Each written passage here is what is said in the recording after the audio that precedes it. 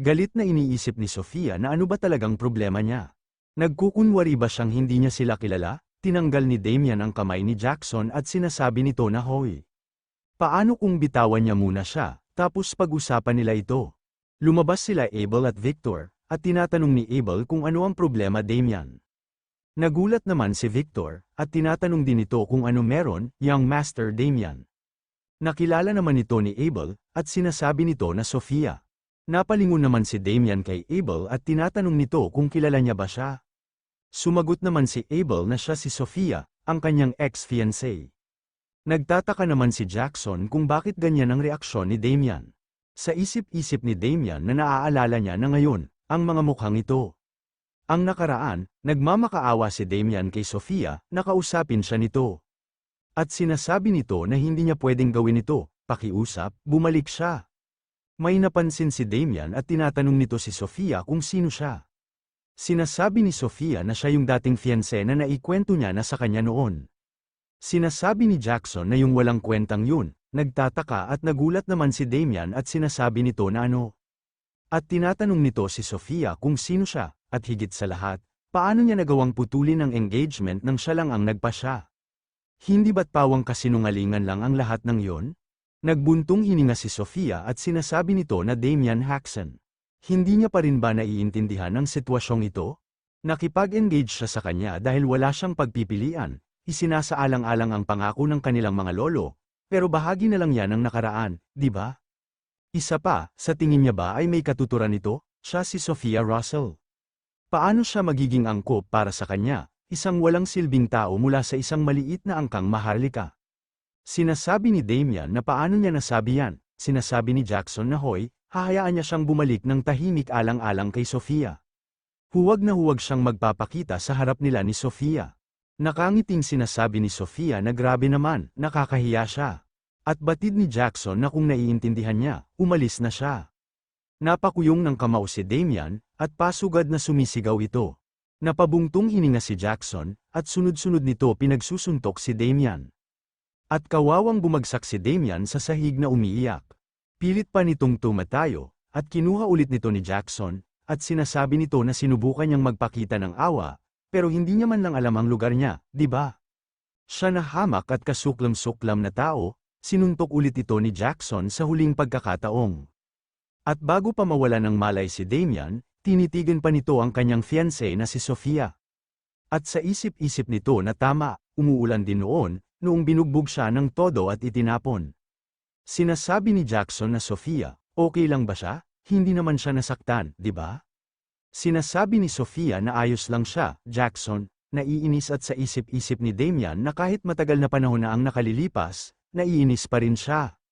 Nakangiting sinasabi ni Sofia na nakikita niyang nahihiya siya sa nangyari noon, kaya ngayon ay nagkukunwari siyang cool o kung ano paman. Naiinis at sinasabi ni Damian na ano, at batid pa ni Sofia na tapos, nagkukunwari siyang hindi niya siya kilala. Wala siyang pinagbago kahit kay Titing, kaawa-awa pa rin siya gaya ng dati. Tumatawa at sinasabi ni Jackson na kaya pala tungkol dito ang lahat. Akala niya, baka maging importante siyang tao at magpas siyang putulin ang ugnayan sa kanila. Tumalim ang titig nito at napangiti, inaabot nito ang kanyang kamay at sinasabi nito na hindi niya akalaing makikita pa niya siya ulit, pero grabe, ang sarap sa pakiramdam na makita siya. Tinatanong ni Damian kung ano ba dapat ang aktong ito.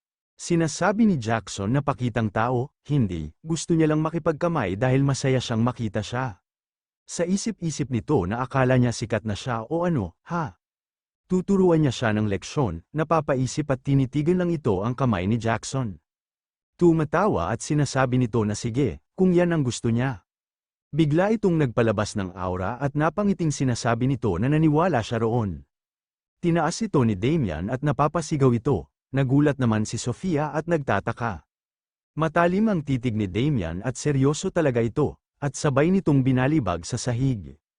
Nakangiting na parang demonyo si Damian at sinasabi nito na paumanhin.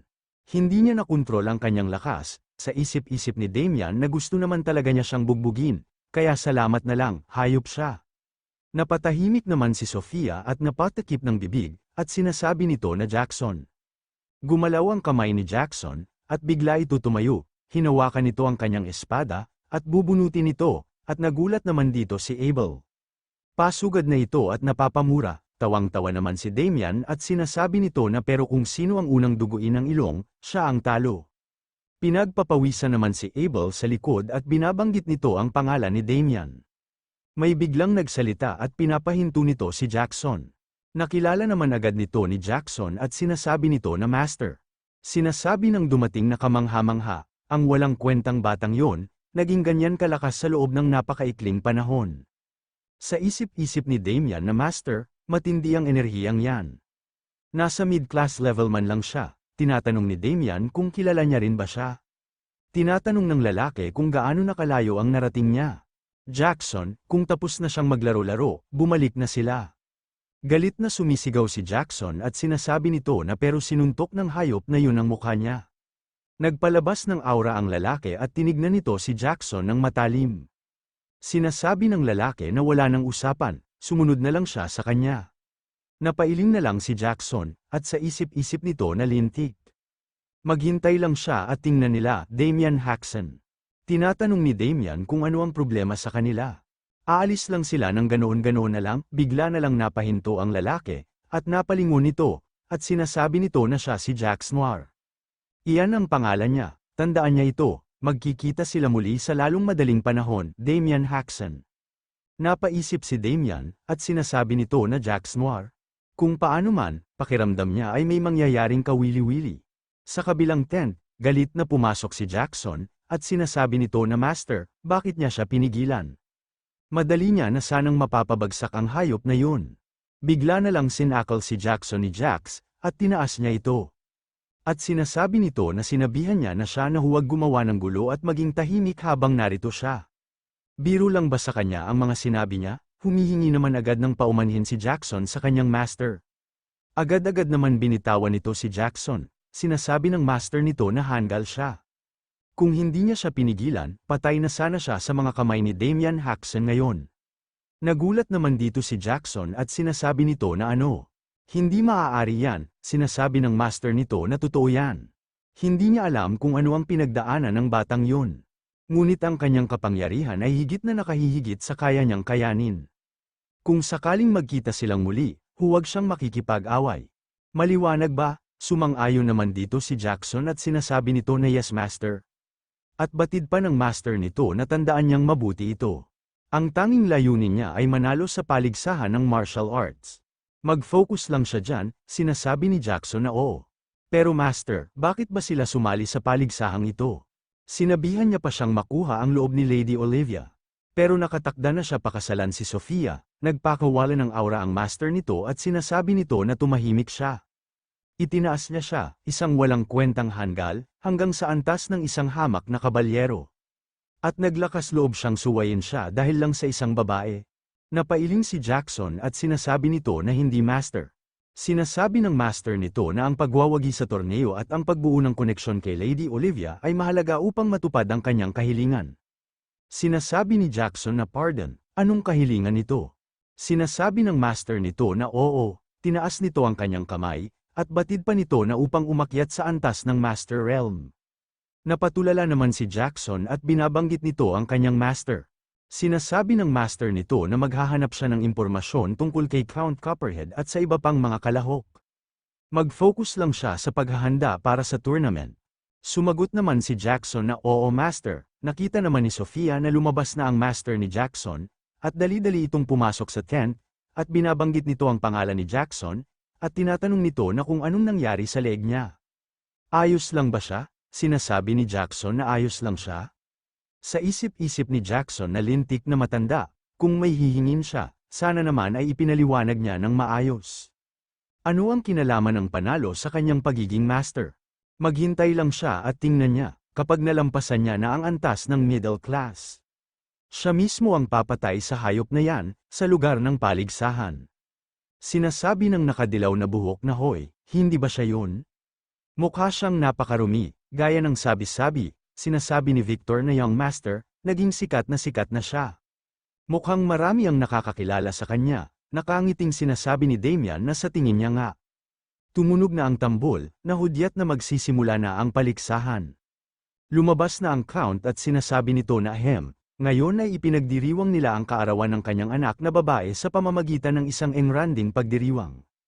Ipinaaabot niya ang kanyang pasasalamat sa kanilang lahat na mga kagalang-galang na panauhin sa kanilang pagdalo.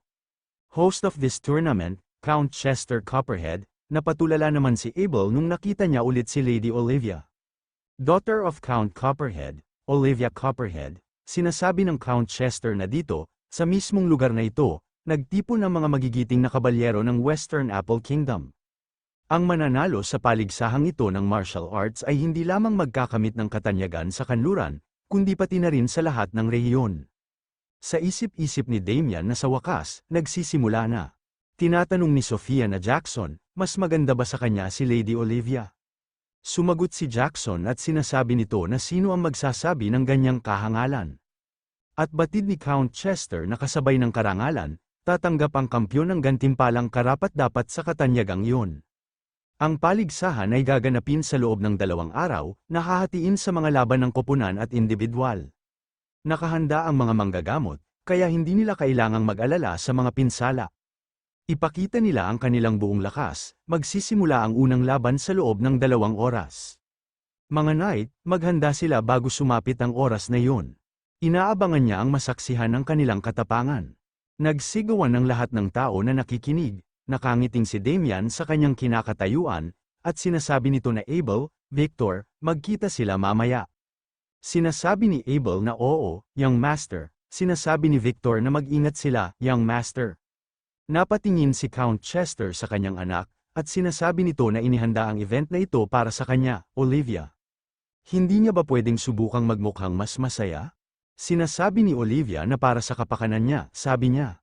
Humingi ba siya nito kailanman? Ginawa lang ito para ipagmalaki ang prestihiyo ng pamilya nila. Hinding-hindi siya magkaka-interes dyan, naiinis at sinasabi ng Count Chester na siya ay isang pasaway.